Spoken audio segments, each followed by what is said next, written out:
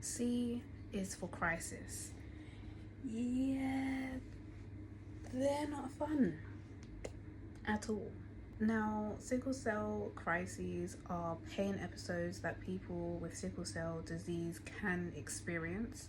The frequencies in which they happen, the reasonings behind why they happen, and also the sensations that are felt, the pain that is felt also varies from person to person.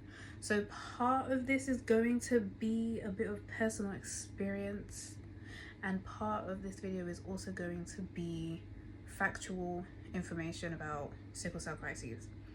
Sickle cell crises basically occur when sickled red blood cells get stuck together, and they also block blood vessels, which in turn cuts off oxygen from getting to certain parts of the body. That causes pain, and the blockages itself also cause pain. So there are different types of sickle cell crises, one of them being a vaso-occlusion, which is basically what I've just described. And then there is also, not too much now, there is also what I described in the A part of this series, acute chest syndrome, which is a sickle cell crisis of the chest. And then there are also different sickle cell crises that can affect different organs.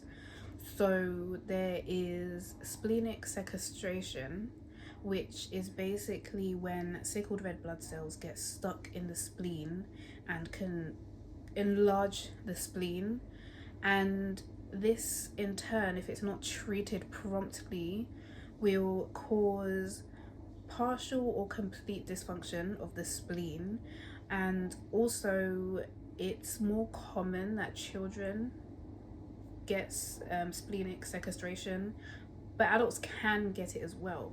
What's more common of a sickle cell crisis of an organ in adults is liver.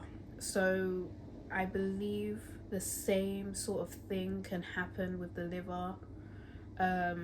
I'm not entirely sure how that sort of progresses and develops if it's not treated properly. I've never personally had a sickle cell crisis of the liver, but they do happen.